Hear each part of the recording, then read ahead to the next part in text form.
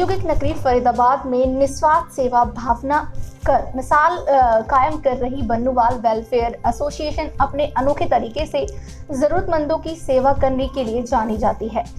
चाहे शहर में अकेले रह रहे बुजुर्गों को टिफिन सर्विस करना हो या गरीब तबके के लोगों को प्रति माह राशन वितरित करना हो, इस तरीके की सहायता ये एसोसिएशन करती है। इस वक्त इस एसोसिएशन के प्रधान राकेश भाटिया जी हमारे साथ जुड़े हैं, तो उनसे जानेंगे कि किस तरीके से उन्होंने अपनी इस एसोसिएशन की शुरुआत की और किस किस तरीके से ज़रूरतमंद लोगों की ये सहायता करती है। मैं राकेश भाटिया बन्नूवाल वेलफेयर एसोसिएशन का प्रधान हूँ और हमारी जो संस्था है 2014 में हमने स्टार्ट करी थी और जो रजिस्टर्ड कराया हमने इसको 2017 में। 2017 से लेकर अब तक हमने 2019 में सबसे पहला काम जो किया, बुज़ुर्गों के टिफ़िन सेवा स्टार्ट करी।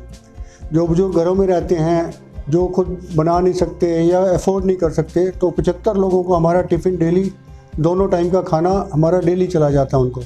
दोनों मतलब दोपहर 12 बजे उनके पास खाना पहुंच जाता है। हमने डबल टिफ़िन रखे हुए हैं। पहले वो टिफ़िन जो एक छोड़ाता है, दूसरा टिफ़िन ले आते हैं और उनको खाने के साथ साथ हमने जो ये भी सुविधा दे रखी है कि किसी को मेडिकली कोई हेल्प की ज़रूरत पड़ती है तो वो भी हम प्रोवाइड करवाते हैं। अब सर्दियाँ आई तो उनके लिए कंबल की ज़रूरत थी, रजाई की ज़रूरत थी, गर्म कपड़ों की ज़रूरत थी, तो वो हमने इनको सबको घरों में पहुँचा के दिए हैं।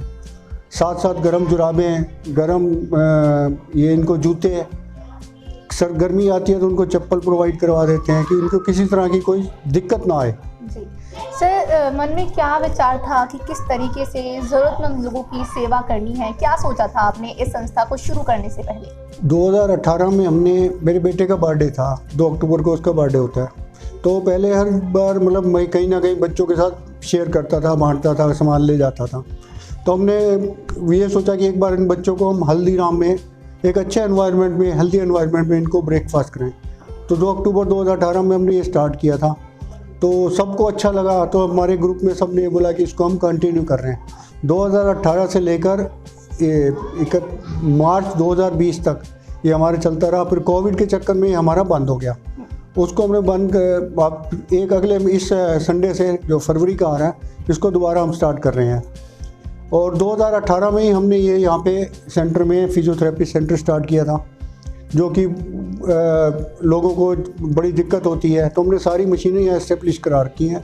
शाम को 5 से 7 बजे तक फ्री है, किसी के लिए भी कोई भी आए। डॉक्टर आती हैं, डॉक्टर उनको चेक करती हैं, उसके बाद उनको प्रेस्क्रिप्शन दवाइयाँ भी लिख के देती हैं। जहाँ तक ज़रूरत होती है हीटिंग पैड्स की जो भी है वो सब हमारे पास यहाँ अवेलेबल है। साथ साथ ही हम कुछ गरीब परिवार हैं, विडोज़ हैं, जिनको दिक्कत होती है राशन की, तो हमने 25 फैमिली सेलेक्ट कर रखी हैं जिनको हम मासिक पारिवारिक वो देते हैं राशन। और साथ साथ अभी लॉकडाउन हुआ तो लॉकडाउन में बड़ी दिक्कत आई लोगों को, तो हमने एक हेल्प एंड नीडी ग्रुप बनाया। उससे पहले ही बना लिया था, तो हमारे पास राशन के लिए कि भाई किसी को ज़रूरत होती है तो राशन के लिए हमारे पे रिक्वेस्ट दे, और किसी का फालतू है या देना चाहता है तो हमें दे। तो हमने ये 23 मार्च को लॉकडाउन लगा था, 25 से हमने राशन डिस्ट्रीब्यूशन स्टार्ट कर दिया। राशन डिस्ट्रीब्यूशन जब हम कर रहे थे तो हमने फेसबुक पे डालना शुरू किया, तो हमारे पास सबसे पहले जोमेटो की फीडिंग इंडिया वालों का फ़ोन आया कि आप हमारी तरफ से बांटना शुरू कीजिए। तो उन्होंने हमारे को 50 टन माल, मतलब 50,000 किलो राशन भेजा। उन्हीं को देखते देखते हमें मगध यूनिवर्सिटी का है कौशल्या फाउंडेशन, उन्होंने हमें 200 टन माल भेजा बांटने के लिए कि भाई 200 टन का माल है, 20,000 किलो माल भेजा कि आप इसको बांटो। तो उनके वो भी आता रहता, हर हफ्ते 10 टन मतलब 10,000 किलो राशन आता था, वो हम डिस्ट्रीब्यूशन करते थे। उसी डिस्ट्रीब्यूशन के लिए हमने जो जिनको देते थे तो हमने कपड़ा मंगा के जिनको देते थे कि पहले आप मास्क बनाओ, हम आपको तभी राशन देंगे। तो मास्क भी हमने 2-2.5 हज़ार मास्क बनवा के बांटे, सैनिटाइज़र बांटा। कुछ गवर्नमेंट की तरफ से भी आया हमारे पास, बीजेपी का जब राशन ये चल रहा था सैनिटाइज बांटने का, तो उन्होंने भी हमें भेजा। 10 पेटी आई थी, कम से कम 2-2.5 हज़ार बॉटल आई थी, वो भी हमने वहाँ उनके साथ मिलके बांटी।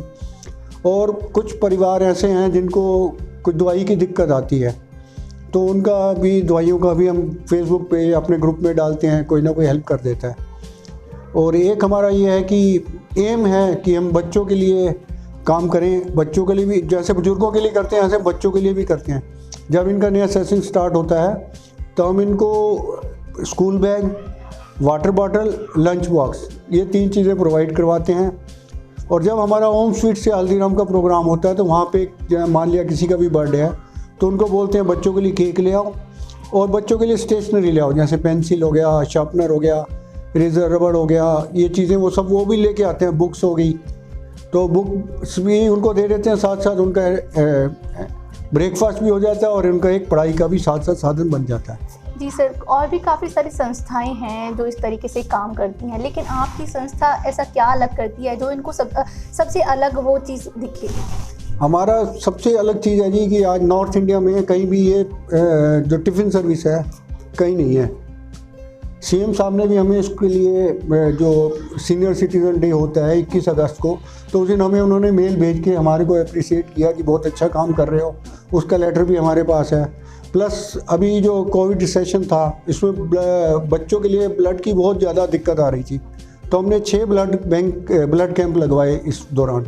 फिर दिक्कत आने लग गई प्लाज्मा की, तो हमने 2 प्लाज्मा, जो हमारे ये गुरुद्वारा है, संतों का गुरुद्वारा ब्लड बैंक है, तो वहाँ पे हमने 2 प्लाज्मा के कैंप भी लगवाए और एक दिन में 8 प्लाज्मा डोनेशन कराए, जो कि नॉर्थ इंडिया में कहीं भी नहीं हुए।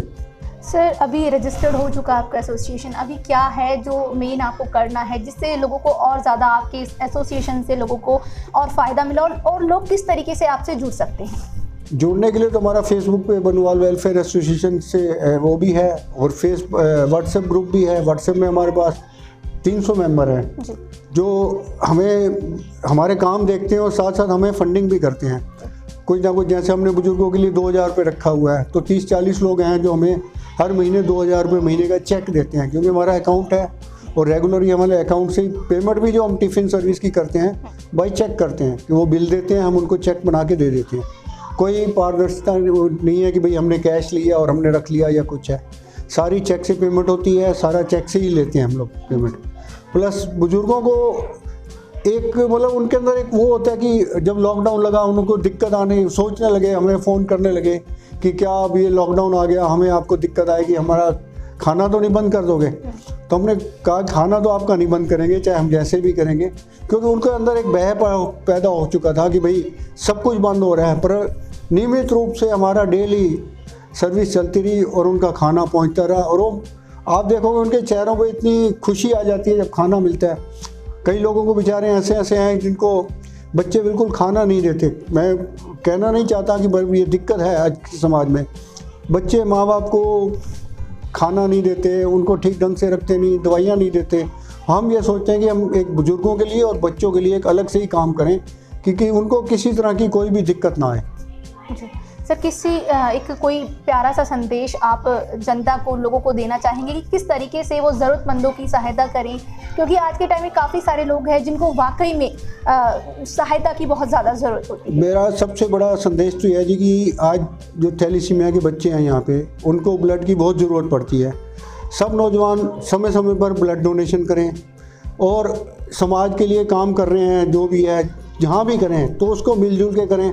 हम कई संस्थाओं से जुड़े हुए हैं, हम ये नहीं कि हम बच्चों को फिक्स किया हो यही बच्चे जाएंगे। अलग अलग संस्थाओं जो काम कर रही हैं बच्चों के लिए, उनको साथ जोड़ते हैं, उनके बच्चों को लेके जाते हैं। प्रॉपर बस जाती है, बस से बच्चे आते हैं, वहाँ पे उनको रास्ते में भी मतलब म्यूज़िक डांस वगैरह कराते हुए आते हैं। बड़े अच्छे अच्छे वीडियो है हमारे पास, और वो बच्चे जब वहाँ से डांस करते हुए खाना खा के जब वापस जाते हैं तो बड़े खुश होते हैं। वहाँ भी हम एक उनका कल्चर प्रोग्राम रखते हैं, जो बच्चे डांस करना चाहते हैं कि आएँ वो डांस भी करें, क्योंकि टैलेंट जो है वो इन बच्चों में भी बहुत है। हम लोग ये हमारे बच्चे तो हर चीज़ सीखेंगे, वो ऑलरेडी टैलेंटेड हैं बच्चे, वो आते हैं इतना खुश होते हैं कि हमें खाना भी मिल रहा है और डांस करने को भी मिल रहा है, कपड़े भी मिल रहे हैं, किताबें भी मिल रही हैं। धन्यवाद सर, काफ़ी सराहनीय कार्य आप कर रही हैं उन लोगों के लिए जिनको वाकई में ऐसी सहायता की ज़रूरत है। तो इस कड़ी में इतना ही। आपने जैसे कि देखा सुना राकेश भाटिया जी को कि किस तरीके से वो आज के समय में जो गरीब तबके के लोग हैं जिनको वाकई में सहायता की ज़रूरत है उन लोगों की ये हेल्प करते हैं। तो आज के लिए इस कड़ी में इतना ही।